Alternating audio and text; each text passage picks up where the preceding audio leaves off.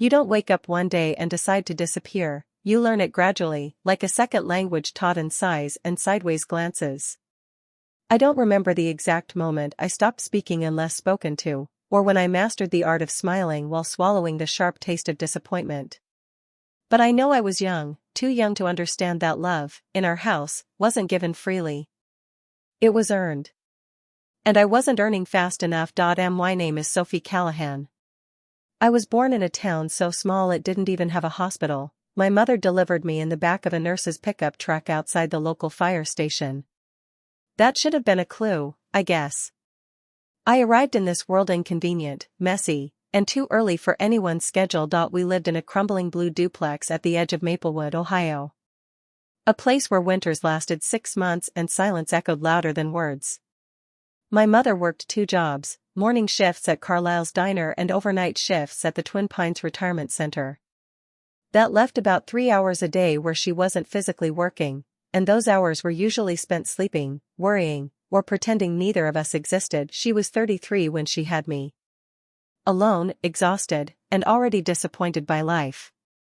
I grew up hearing stories of who she used to be, a valedictorian, a scholarship student, a girl who once dreamed of architecture and got stuck designing microwave meals and patient schedules instead. She told me once that she used to sketch bridges in her notebooks. I asked her what happened to the drawings. She didn't answer. That was the first time I understood that some silences carried more weight than any words ever could. By the time I was 5, I knew how to microwave my own dinner, sort laundry into 3 piles, and differentiate between her silence of sadness and her silence of anger. One meant I should leave her tea on the nightstand and tiptoe quietly. The other meant I should stay out of sight until the sound of the television told me it was safe to breathe again. I was smart. Painfully so. The kind of smart that makes teachers excited and classmates annoyed. I tested into the advanced reading group in kindergarten, was tutoring 6th graders in math by age 10, and once rewired our toaster after watching a YouTube video twice.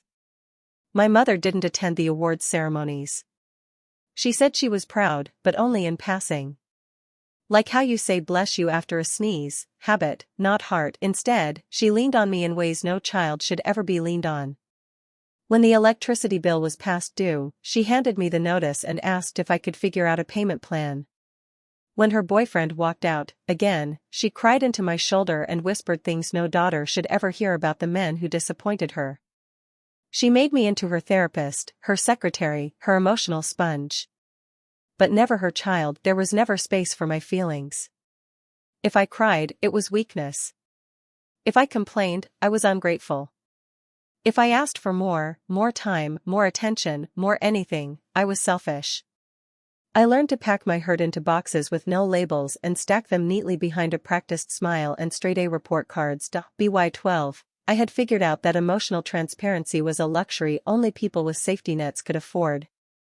I became hyper-independent, the girl who didn't ask for help, who never raised her voice, who listened more than she spoke. And the thing about being the good one is that people stop checking if you're okay.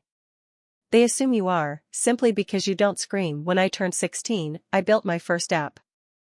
It was crude, glitchy, and had a user interface that looked like a spreadsheet from 1998, but it worked. It was a basic scheduling tool for overworked caregivers, people like my mother, who needed reminders, shift swaps, medication tracking. I called it Quiet Care. It got 30 downloads, mostly from online forums where no one used real names. I didn't care. For once, I had made something that felt like mine. At 18, I left Maplewood on a scholarship to a state university 3 hours away. I packed everything I owned into 2 suitcases and a beat-up laptop. My mother hugged me at the bus station with the kind of quick, impersonal squeeze you'd give a coworker after a funeral. I didn't cry. She didn't either. We were, after all, experts at pretending we weren't hurting. College was a different kind of silence. It was the absence of responsibility, the relief of no one expecting me to solve their problems before my own. For the first time, I had space to explore who I was when I wasn't being someone else's lifeboat. I coded late into the night. I joined a women in tech group. I made friends, casual, kind ones who didn't expect me to fix their lives, and then I met Ethan. He was a senior. charming, sarcastic, and brilliant in a way that felt effortless. He was the first person who looked at me like I wasn't invisible. We met at a hackathon, stayed up all night troubleshooting an AI project that never worked, and ended up eating cereal on a dorm room floor at sunrise, talking about how broken the mental health system was. I told him about Quiet Care. He lit up. Said it had potential. Said we should expand it, rebuild it, make it into something real. For months, we worked side by side. He was the first person I let in past the firewall I'd built around my emotions. I showed him the source code, my notes, my old journals. I told him things I hadn't even said out loud to myself. I told him I trusted him, and then he vanished. No warning. No explanation, just a campus-wide email announcing that Ethan Graves had been selected for the university's elite entrepreneur incubator, funded by private investors. His project? A new app called MindNest, a revolutionary mental health support platform that looked, line for line, like an upgraded version of Quiet Cared. I confronted him once, just once. Outside the computer science building. He smiled like I was a child throwing a tantrum. You didn't copyright it, he said, as if that erased betrayal. I didn't respond. I didn't file a complaint. I didn't go public. I did what I always did. I disappeared. I transferred schools 2 weeks later. Changed my email. Deleted all our files. Started over. This time, I built something stronger. More secure. I called it Halcyon. IT wasn't just a mental health tool. It was a self-adaptive cognitive behavioral platform built with the kind of precision you only learn from pain.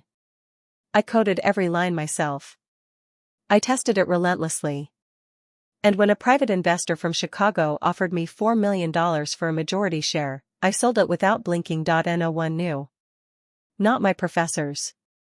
Not my mother. Not the friends I kept at arm's length. I rented a modest apartment. Bought secondhand furniture. Wore the same thrift store jeans. People assumed I was broke, and I let them. Wealth, like love, wasn't something I knew how to wear comfortably. Not yet. I didn't celebrate. I reinvested. Quietly. Efficiently. I didn't want revenge, I wanted distance, and I got it. But the thing about silence, about building your life inside walls no one can see, is that eventually, you forget which parts of you are real and which were built just to survive. One night, I found myself standing in the rain outside a closed bakery at 2 a.m, watching the neon sign flicker open even though it wasn't. I realized I hadn't spoken to anyone in 3 days. Hadn't been touched in longer. I was successful. Safe. Solvent and completely alone. That night, I pulled out an old notebook from under my bed. The kind I used to hide in the floorboards. I wrote 6 words, "What is the price of silence?" Then I circled it twice. That was the night I stopped running. And started planning. I used to think safety meant quiet. I thought safety looked like a room where no one raised their voice, a house where the coffee was always brewing, and a man who didn't demand to know every painful chapter of your past. I thought safety meant not having to explain yourself, not having to defend your silence, not having to constantly prove you were worthy of being kept. That was before Daniel. It started the way these things always do, charming, disarming, slow like molasses, sweet like a trap you don't see until it snaps shut around your ribs. I was 31 and renting a 1-bedroom condo on the edge of Wicker Park, a place with exposed brick and low light and the kind of privacy money buys when you never tell anyone you have it. I met Daniel at an open house I wasn't even supposed to be at, an old habit I'd picked up, wandering into listings I had no intention of buying just to see how other people lived. He noticed me standing near the window, staring out at the skyline like it was something I could touch.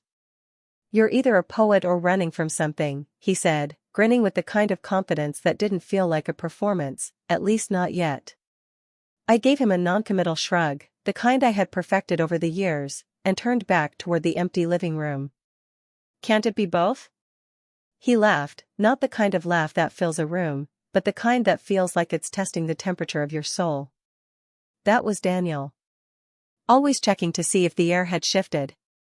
Always watching. He was a real estate agent. Successful, personable, grounded. Or so it seemed. He drove a used Lexus with cracked leather seats and wore watches that looked expensive but weren't. He talked about his exes like lessons, not warnings, and he said things like, "I'm just tired of all these high-maintenance types who think success means Louis Vuitton and leased BMWs." When he asked me what I did, I said I worked in software. Which was true, technically. I didn't mention the companies I'd sold, the board seats I'd declined, the wealth managers who emailed me monthly with updates I never read. "I like that," he said after our third date, sitting across from me in a tiny Ukrainian village cafe that served lavender lattes in mismatched ceramic mugs. "You're low-key. Refreshingly humble. I'm so sick of women who feel like they need to broadcast everything." I smiled politely, even though something in his voice twisted around that word, broadcast, like it was a slur. But I was used to men like Daniel. The ones who mistook quiet for small. The ones who thought modesty meant submission. I had mastered the art of being just visible enough to be desired and just invisible enough to avoid inspection. We moved slowly. Deliberately. At his pace. He invited me to meet his friends after 6 months, people who wore Patagonia vests and made jokes about avocado toast with just enough edge to pass as satire. They said things like, "Daniel's finally dating someone who isn't exhausting," and I laughed because I knew the language of camouflage. I made exactly 3 comments the entire night and complimented the hostess on her homemade bruschetta. I was perfect. By year 2, he asked me to move in. His place was a brownstone on the north side, 2 stories, bay windows, a kitchen remodeled in gray tones. He said it was too much space for one person, and I agreed. He said he wanted me there. And I believed him. I paid rent in cash. Slipped envelopes into the drawer by the fridge like a tenant with no name on the lease. I kept my business accounts separate, used an alias for any company registration that linked back to my LLCs, and kept my investment statements in a safety deposit box Daniel didn't know existed. I told myself it was smart. Cautious. But deep down, I knew it was survival. He said he admired how low maintenance I was. Said I was refreshingly real, compared to the women his friends dated. Said he liked that I didn't flaunt anything, didn't need to wear my resume on my sleeve.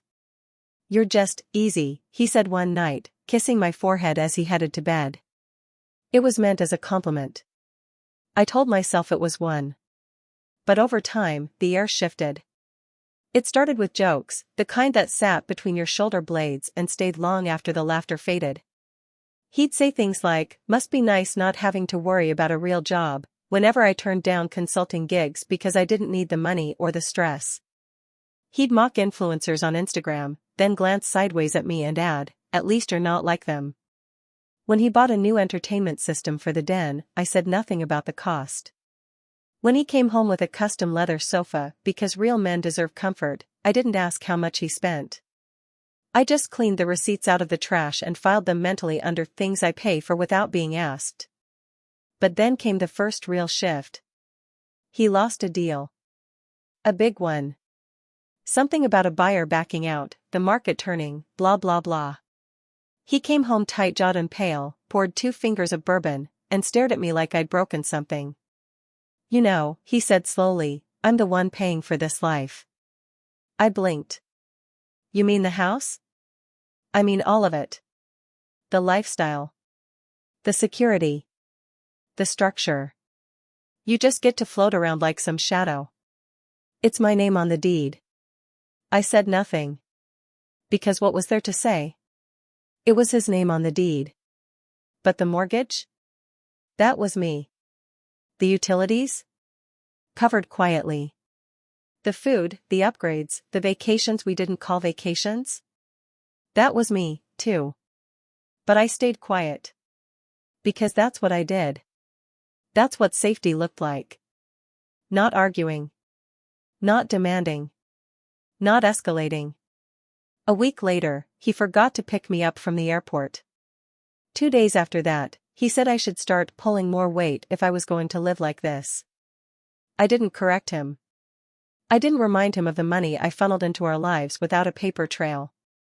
I just nodded, went to my room, and updated a spreadsheet I hadn't touched in months.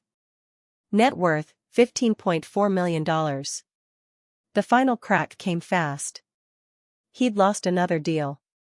This one was personal, some friend of a friend who went with another agent and left him humiliated.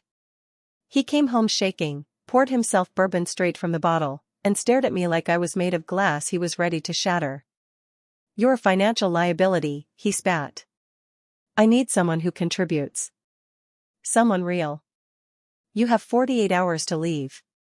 He didn't shout. He didn't throw anything. He didn't even sound angry. He sounded tired.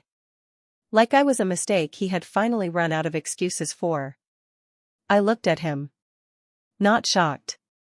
Not hurt. Just quiet. Calm in that way people hate because they can't read it. Because they expect tears and get calculation. "All right," I said. "I'll leave." I packed that night. Not in a rush. Not in fear. With purpose. Every box labeled. Every document secured. I left at dawn. No note. No fight. Just a look over my shoulder that said, "I'm done playing small." I didn't tell him that he'd spent 2 years living in a house paid for by a woman he thought was just good at budgeting. I didn't tell him the Wi-Fi he used to stream his brokerage updates was paid through a shell company I'd registered under a dead poet's name. I didn't tell him that his precious security was a mask I'd built, and now I was taking it with me. I walked away from Daniel with my shoulders square and my silence sharpened to a blade. Because love isn't safety. Not when it demands your invisibility in exchange. And safety isn't love. Not when it only exists as long as you pretend you need saving. I didn't need saving. I never did. And the world was about to learn exactly how dangerous a woman can be when she stops needing to be understood, and starts needing to be remembered. I didn't cry. I didn't scream. I didn't throw my belongings into the street like a woman wronged in a movie with a soundtrack designed to soften the edges of humiliation. I left Daniel's house the way I entered it, with measured breath, quiet restraint, and the cold, deliberate calm of someone who knew her silence had always been her sharpest weapon. The truth is, by the time Daniel told me I had 48 hours to leave, I had already left him. Emotionally. Psychologically. Spiritually. The final words were just punctuation on a sentence I had written 100 times in the privacy of my own mind. But detachment doesn't mean numbness. And as I sat alone in the back of a black car that coasted through the pre-dawn quiet of Chicago, heading toward the one place I'd never thought I'd return to, uncertainty, the ache inside me wasn't from heartbreak. It was from the realization that once again, I had mistaken the absence of cruelty for the presence of love. I checked into a luxury Airbnb under a name no one had called me since college, Samira Quinn. A name I had used on startup forums when I didn't want to be tracked, a ghost identity with its own email address, bank account, and credit score. The apartment overlooked the river, with vaulted ceilings and marble countertops that reflected the kind of life I had always kept at arm's length. This wasn't hiding. This was regrouping. I spent the first week in silence. Not the painful kind. The productive kind. The kind that sounds like the low hum of an espresso machine while you revise 10-year financial projections. The kind that fills your lungs like oxygen when you finally remember you are no longer pretending to be small. On the 8th day, I reached out to the only person who had ever seen through my carefully engineered minimalism, Maren Zeller, my mentor from the halcyon days. A woman who had built her reputation in biotech, then torched it publicly when her co-founder tried to erase her from her own patent. She had disappeared for 2 years after that, resurfacing on a TED stage in a velvet suit and a smile so sharp it made headlines. Maren met me at a private lounge above a co-working space in the West Loop, the kind of place where deals are made in hushed tones over glasses of neat bourbon and obscure Japanese whiskey.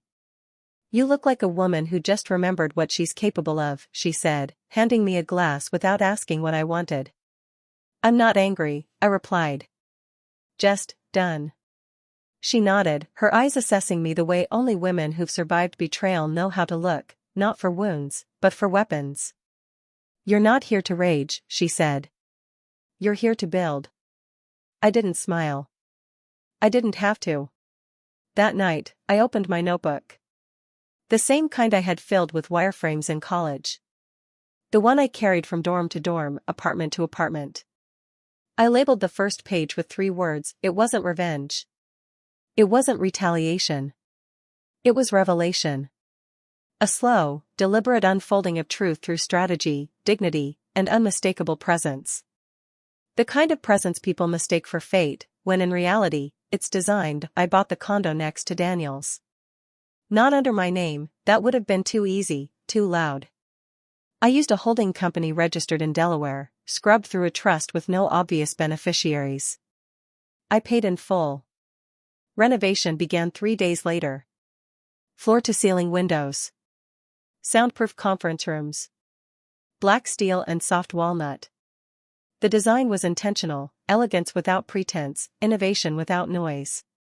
The space would become the headquarters for my next venture, not a tech startup in the traditional sense, but an incubator for women building AI systems for ethical enterprise. I called it Signal. Because some of us were done living as noised, I funded a scholarship through a nonprofit I had quietly supported for years, the Women in Quantum Engineering Alliance. The scholarship was significant: full tuition, mentorship, guaranteed summer placement in partner companies. I named it after Daniel. The Daniel S. Thorne Fellowship for Underrepresented Women in STEM. I did it anonymously, of course. But I made sure the press release included the name of the building he worked in, a building I had just finalized a quiet acquisition of through a private equity partner I'd once mentored through a bankruptcy recovery. I didn't evict his brokerage. That would have been easy. Obvious. I simply restructured the lease. Increased the rent. Required quarterly performance reviews. And added a clause that allowed for early termination in the event of ethical violations or reputational harm. He wouldn't know I was behind it. Not at first. But that wasn't the point. The point was that I had stopped hiding. The point was that my dignity had become unignorable. And yet, despite every calculated move, despite the precision of the plan, despite the quiet satisfaction that came from knowing I had rewritten the script Daniel thought I'd always follow, I felt nothing close to triumphant. Instead, I felt hollow. Like the sound a house makes when it's finally empty, not broken, not haunted, just silent. I visited my mother's grave on a Thursday, just after dusk. I hadn't been back since the funeral, not because I didn't care, but because I never knew what I'd say if I let myself speak. The cemetery was quiet, all muted bronze and wilted flowers. I stood at the edge of her stone, hands deep in the pockets of my coat, and stared at the name of the woman who raised me without ever really seeing me. I built everything you told me I'd never have, I said, voice low, steady. I have enough money to buy the town we couldn't afford rent in. Enough power to erase people like the men you cried over. I knelt down, fingers brushing the cold edge of the granite. But I'd trade every dollar to hear you say you loved me for who I was, not what I fixed, not what I earned, not what I held in for your sake. The wind picked up. A rustle of leaves. Nothing dramatic. Just a reminder that the world was still turning. I don't want revenge, I whispered. I want someone to love me with open eyes and no ledger. I stood slowly. Pulled my coat tighter. I'm not small anymore, Mom. But I still don't know if I'm enough. And maybe that was the core truth beneath all the layers of strategy and strength. I didn't want to be feared. I didn't want to be admired. I wanted to be known. Some moments feel like fiction while you're living them, too perfectly timed, too symbolic, too poetic to be real, and yet you stand inside them, breathing, blinking, fully aware that the arc of your story has curved into something irreversible. That was the gala. It was held at the Langford Hotel, a towering glass jewel in the heart of downtown Chicago, where charity met opulence in a marriage of calculated generosity and polished optics. The invitation arrived in a navy envelope sealed with embossed gold script, addressed to Samira Quinn, the name I had worn for protection, for precision, for privacy. But the honor inside belonged entirely to me. Philanthropic women in tech, celebrating builders of quiet power. The irony wasn't lost on me. For once, quiet wasn't mistaken for weakness. It was being lauded as intention. I arrived early, wearing a dress the color of stormlight, steel gray silk that shimmered without begging for attention. My heels clicked softly across the marble lobby, and as I passed the tall mirrors flanking the ballroom entrance, I barely recognized the woman in the reflection. She looked unbothered. Untouchable. Controlled in every breath. The room filled fast, investors in tailored tuxedos, founders in designer gowns, women with postures carved from years of being underestimated. Somewhere between the champagne flutes and the string quartet's murmuring elegance, I felt a stillness settle over me, like I'd finally stepped into the version of my life I had written for myself, not the one I had been surviving. The program began at 8:15 sharp. They saved me for last.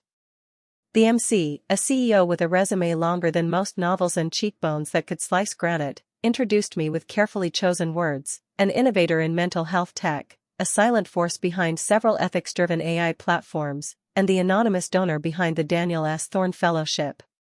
Please welcome tonight's keynote speaker, Sophie Callahan. There was a beat of silence. And then the name echoed again, not Samira Quinn, not an alias, not a whisper. Sophie Callahan. There are few moments more clarifying than the instant your true identity walks into a room built for someone else. I rose from my seat as the lights shifted.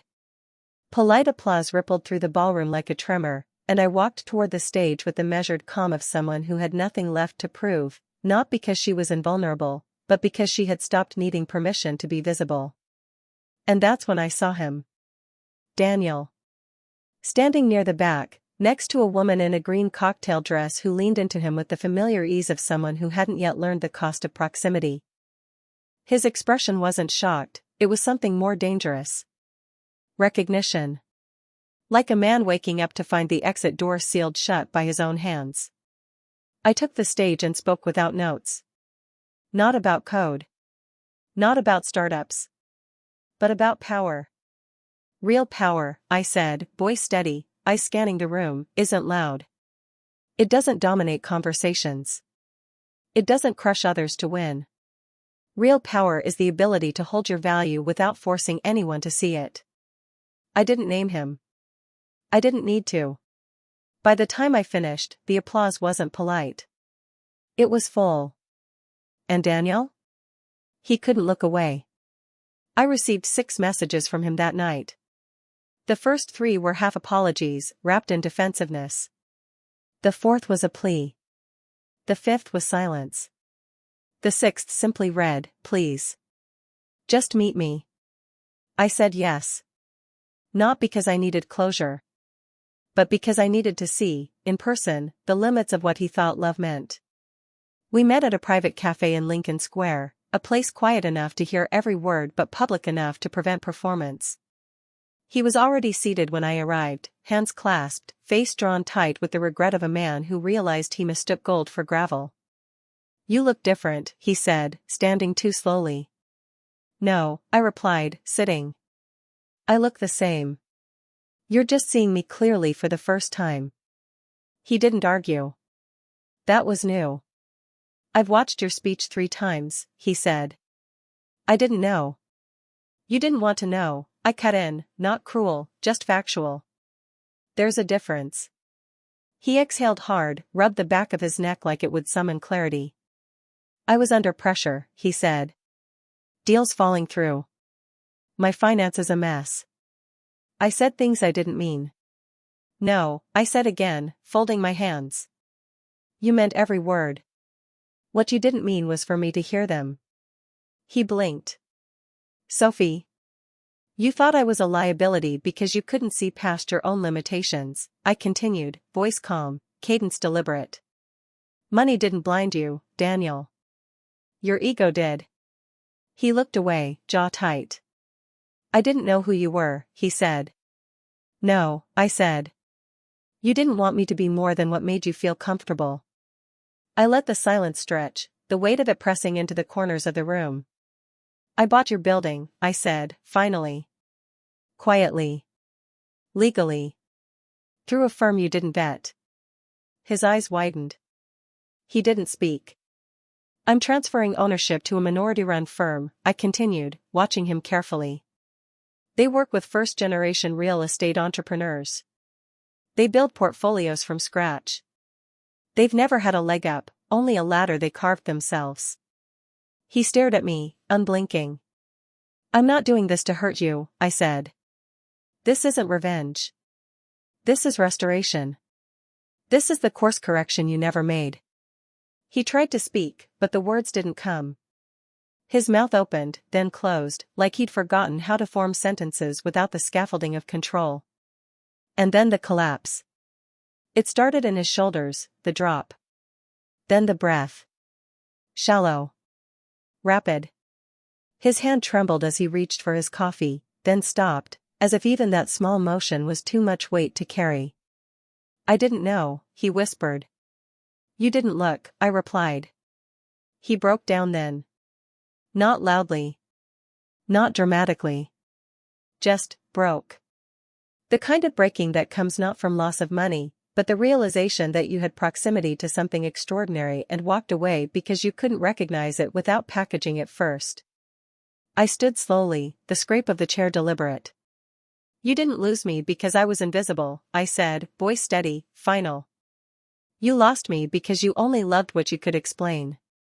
I turned and walked away. Not angry. Not triumphant.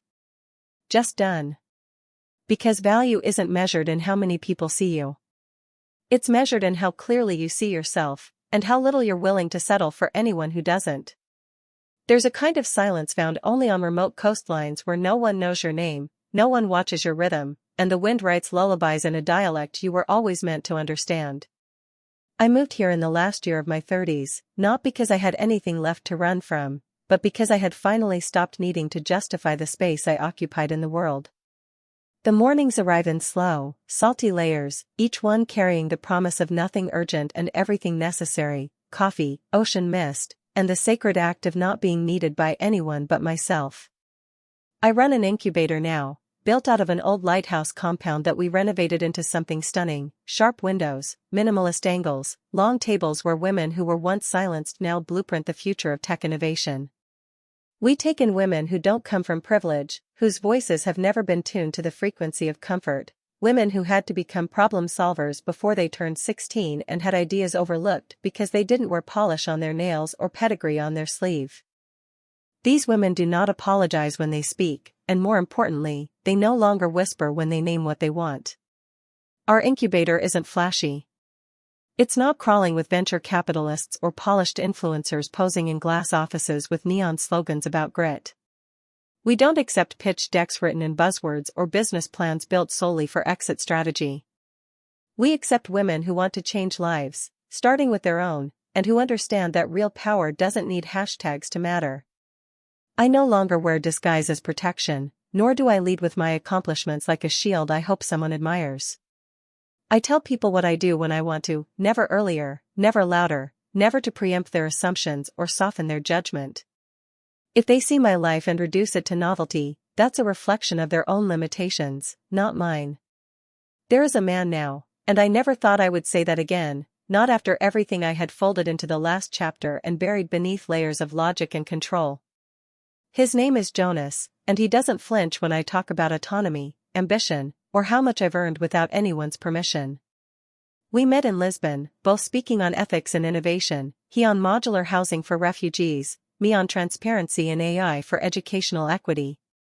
He didn't ask about my finances, didn't Google me afterward, and never once tried to pitch me on something he hoped I'd fund. He asked instead about what kept me awake at night, what kind of books I dog-ear with notes in the margins, and what I would build if no one was watching. He didn't ask what I could offer him, he asked what I would never give up again. We don't live together, but we travel together, Morocco, Kyoto, a quiet cabin in Quebec where we once stayed a week longer because the bookstore had an honesty jar and the firewood smelled like home. He doesn't rush my healing, doesn't polish my history, and when he holds me, it doesn't feel like ownership, it feels like being witnessed. A few months ago, I wrote a book, quietly, under a pseudonym that only a handful of people have ever traced back to me. I called it The Liability Asset, and I wrote it for the girls I used to be and the women still folding themselves small so someone else can feel taller. The first line of the book is this: she didn't want to be exceptional because she had to be, she wanted to be whole because she deserved to be. I didn't tour with the book, didn't promote it on podcasts, and never once chased interviews to explain what I meant. The words were enough on their own. They traveled without me, landing in hands across community centers, college dorms, and backseats of borrowed cars driven by women who had once confused silence with safety.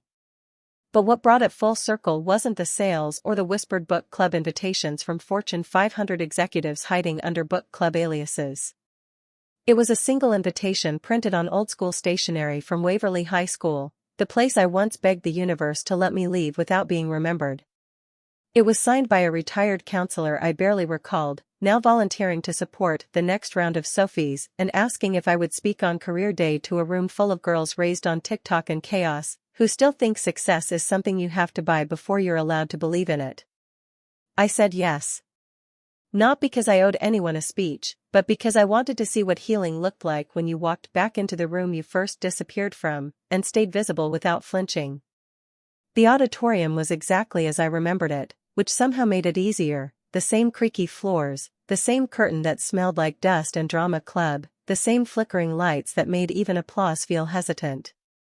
I stood behind the podium with no slides, no mic check, no prepared notes. I looked at a sea of faces not yet sure who they were becoming and decided to tell the truth. I once believed that being useful to everyone else meant I mattered, I said, letting the words fall heavy so they would stick. I believed that success would finally earn me the right to be loved, and that silence was the safest place to grow a future without disrupting anyone else's comfort. The room shifted, small movements, sharper attention. I was wrong, I continued. Silence isn't safe when it costs you the parts of yourself that speak in dreams, in fire, in rebellion. A hand went up, toward the back, a girl with messy curls and a jacket covered in patches from every cause that probably made her feel both visible and lonely. Her voice wasn't timid, just careful. How do you know, she asked, when someone actually values you for who you are? I didn't blink. I smiled. And I answered with the one truth it took me 38 years to speak aloud without trembling. You'll know someone values you when you never have to hide the best parts of yourself just to keep their love. There was no applause. Not right away. Just that rare silence that means someone's truth landed exactly where it was needed. And then the clapping started. And didn't stop. Later that night, standing at the edge of the coast again, I looked out at the water that no longer looked like escape and realized something I'd never said out loud, not to Jonas, not to Marin, not even to myself. Healing wasn't the end of the story. Healing was the power I'd been chasing all along. Not wealth. Not vindication. Not exposure.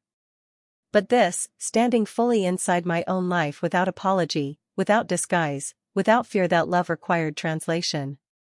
Because this is what healing gives you when you finally stop asking the world for permission. You get to speak, and know your voice matters. You get to rest, and know your worth is intact. You get to be fully seen, and never flinch from the light.